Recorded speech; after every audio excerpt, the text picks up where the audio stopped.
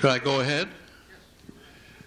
I think that's a very vigorous and attractive and learned presentation of the Israeli point of view.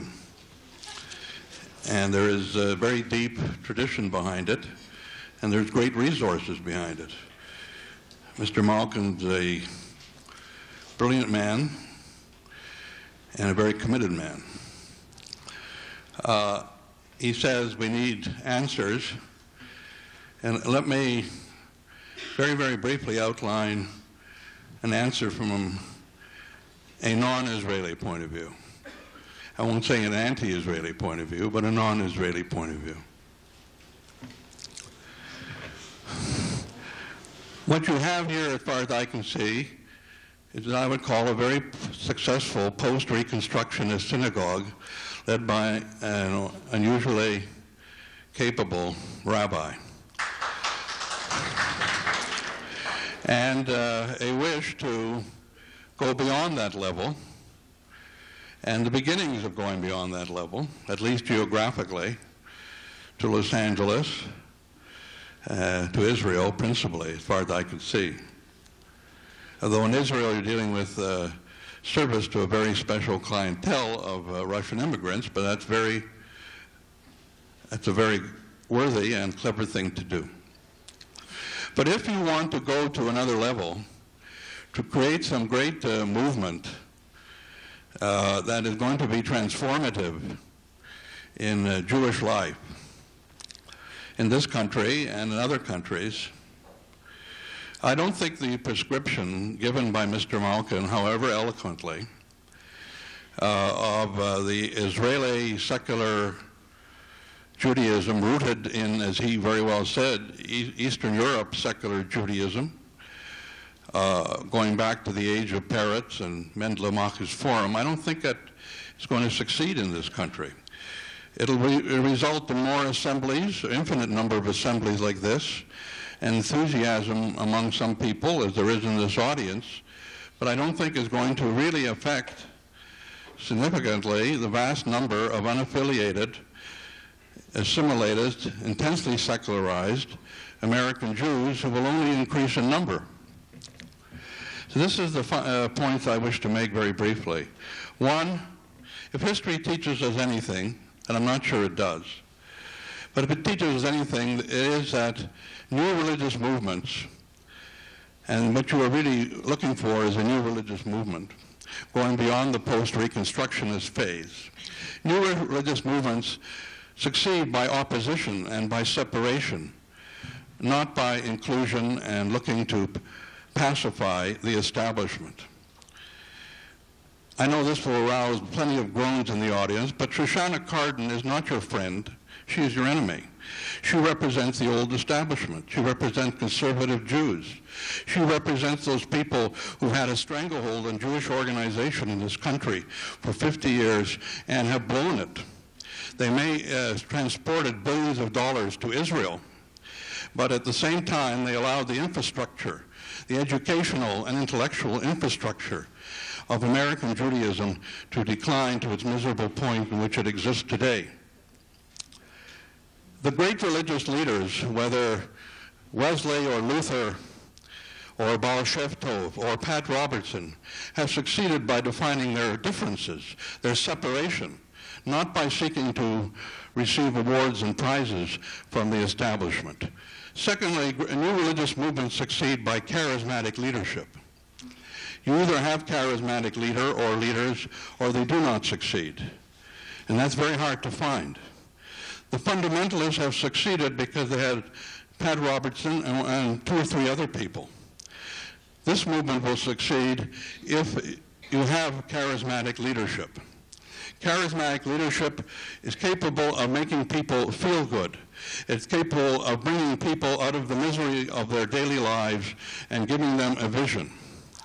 Whether Sherman Wine is that charismatic leader, I don't know. He may possibly be. It may be that you have to look for another one or others. The third point, next point, is really emphasized many times by Egon Meyer. You have to use the new technology. Assemblies like this could go on forever. You could have one of these every weekend. You could have people transporting speakers all over the goddamn United States, for that matter. But it isn't going to make that much difference. You have to go on television. You have to use CD-ROMs. You have to use the information technology. The fundamentalists have seen that. That is a great deal of their success. People laughed at the fundamentalist preachers because they bought time on Sunday morning, what happened to be very cheap, and they were able to communicate to millions of people and draw them in, and did it very well.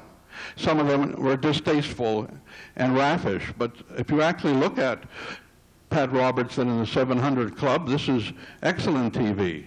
This is excellent drama. This is performance art. You need performance art. You need to use the information technology. You have to get out of the meetings of the old Reformed synagogues. The Reformed synagogues in this country had a great opportunity and they blew it.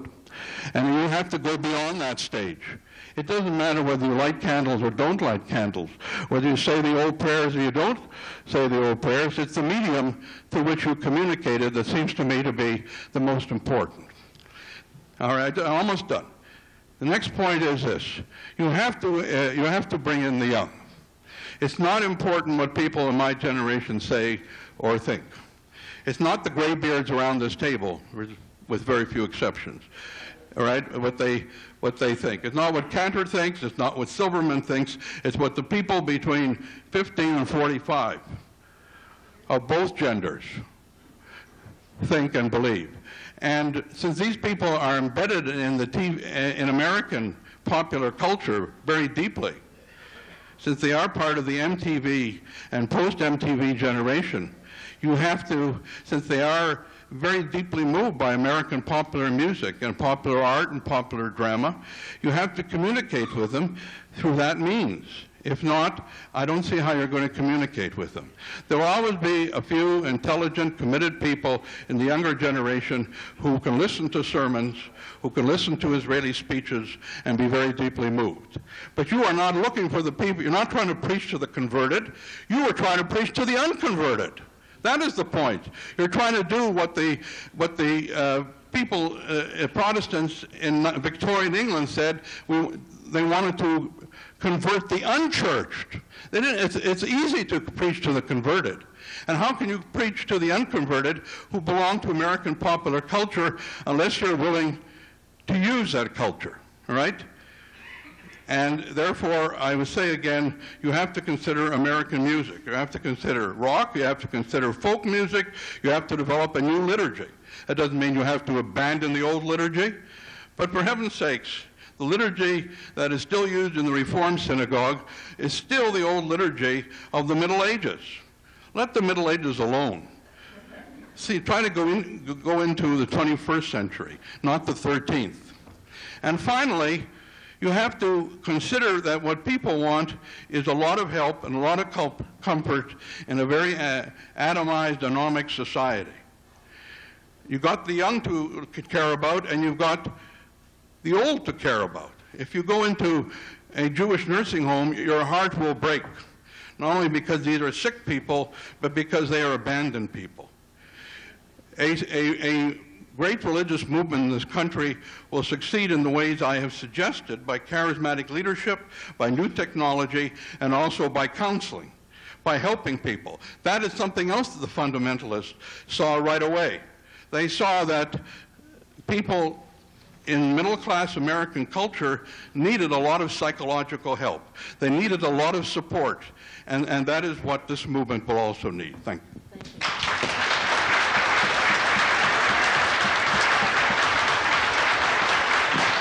Egon.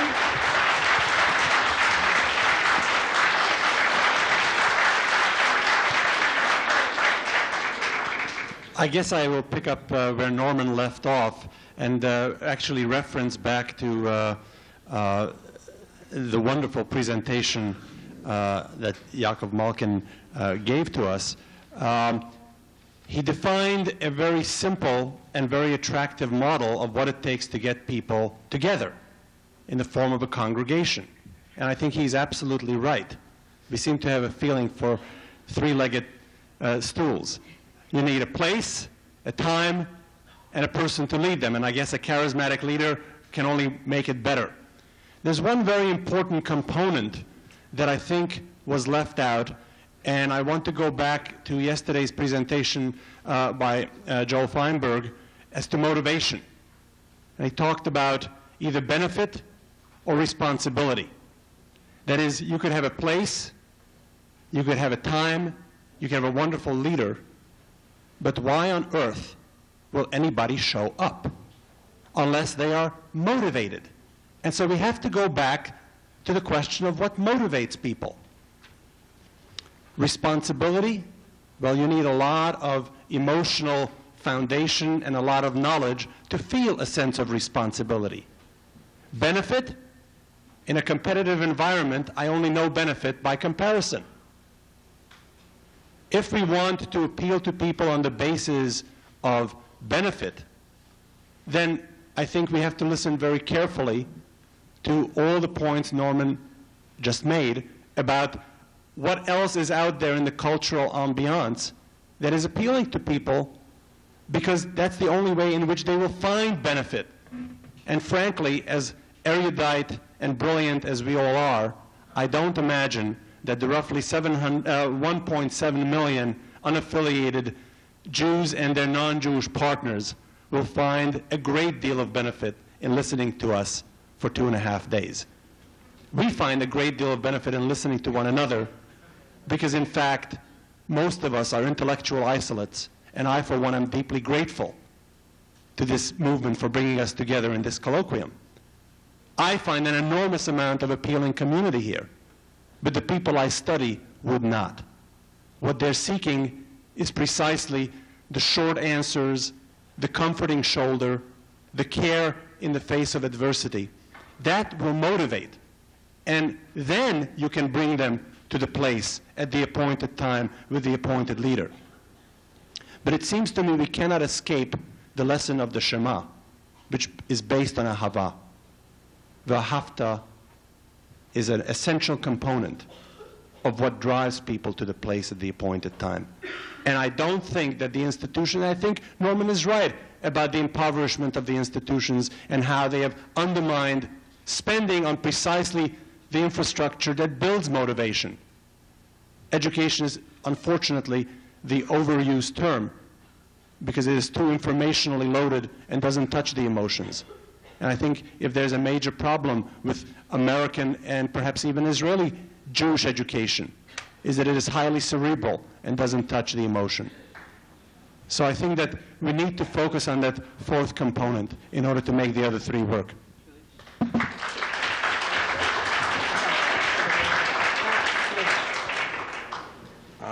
As Yaakov Malkin said at the very beginning, as Yaakov Malkin said at the very beginning of his talk, this temple that we're meeting in today, this weekend, is probably the most successful such secular humanist organization in the country today. And I'm very grateful that I was invited to be part of this august company this weekend. But now I want to ask a very impolite question in the interest of research. I've been wondering, what is the success rate with the grown children of the families in this temple? Is there someone here who can speak to this? There's the hand up from the back. Do you just want a short answer? You just have him stand up. There's someone, Sherwin will tell us. Stand You up. should know. We have two. Behind you. Adam. Adam's behind No, you. not everyone. We'll get one answer now. Somebody knows. Well, this is a examples. count. These are examples. Okay. Tamara wants to answer. Well, I can speak to that because I've been here since I was about Great. 10 years old. Wait. I can speak to that. Get the mic. Get the mic.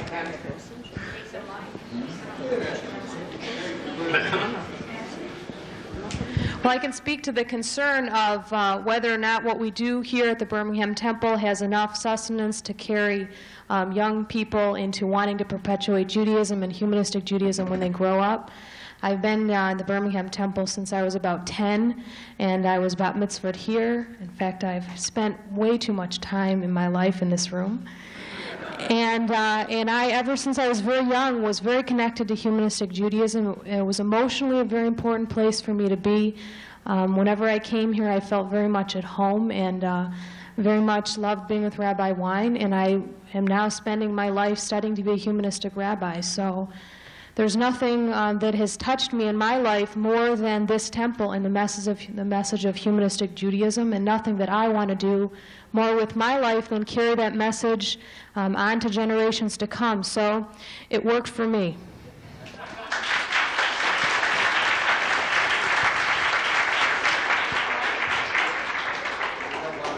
What's the range that doesn't ask about a person? Can I address?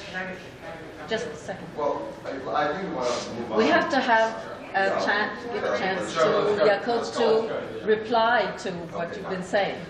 So, one more?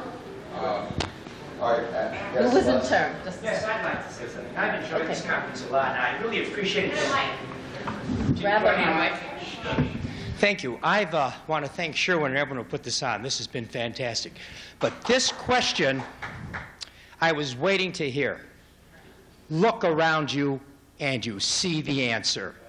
There is almost, the average age here is 57.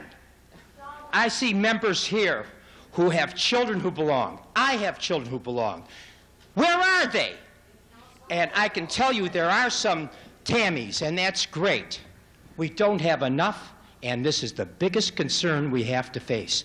I do believe we've got a couple very important ingredients. We've got the synagogue, we have the time, and Norman, I loved almost everything you said. We definitely have the charismatic rabbi. However, for some reason, we're missing the boat. We don't have the young. We'll just have one short. Judah, do you have something short to say? Charles. Okay. Charles, something short? Because we have to give Yaakov a chance to reply, after all. So make it concise, please. No, what I wanted to say related, I wanted to let the audience speak, but what I was going to, my comment so closely relates to what was just said that I felt the need to say it. What made, for me at least, what made your talk so enthralling, Yaakov, was the depth of knowledge of both secular Yiddish texts and of the full range of Jewish texts. And the question that I have to pose is, if those texts are put in the library rather than up here, how much of them are going to be transmitted? It's a question, not a criticism, not because I think all liberal Jewish approaches are struggling with the same question. But is there? It really gets back to my question: is there? What is the minimum Judaic part of secular humanistic Judaism for it to continue not as a community but as a Jewish community? Before I allow Yaakov to reply, I'd just like to say one thing that I think is an answer to that, as well as to others who have asked what will be the content. I hoped that this was clear, but it's not because I did it. Well, maybe it is. But anyway, the exhibition was supposed to be one of the answers. This is a way not to go on discussing what is, what isn't, or whatever, but this is one way of looking, of a secular look at something in Jewish culture, which is the history of Jewish art. Now I'll let Yaakov. The most successful thing in human cultural endeavor is the story. And even in painting, we have stories. Painting represents stories, like we saw in this exhibition. The Jewish culture was always built on stories, and we can continue with it, if we take it as an obligation to introduce stories to children and to parents. Our problem is education. Why do we fail with the young? Because we don't reach out to the young. If we will start by reaching out to the young on every Saturday night, like my father did when he celebrated our secular Saturdays by reading me from Shalom Aleichem, then my education was education on stories. My thirst for stories, the attractiveness of Jewish stories, was the basis of my being attracted to Judaism. Children are attracted to stories, and there is no reason why we cannot take this text, turn them into stories, or some of them are stories, and bring them to the parents so that they can bring them to the children. Jewish tradition is not giving the task of education to teachers only. It is obliging the parents to educate. But in order to do that, we have to educate the parents. And therefore I said, once we have the framework, and I agree of course with Egon that if the framework will be without contents, there is no reason to have a framework. But without a framework, we can also, we don't have the opportunity to transfer these values, this experience making, this feeling arousing treasures of our culture. But they exist, and therefore if we find a way of transferring it to the parents and through them to the children, we can reach the generation that we want to reach.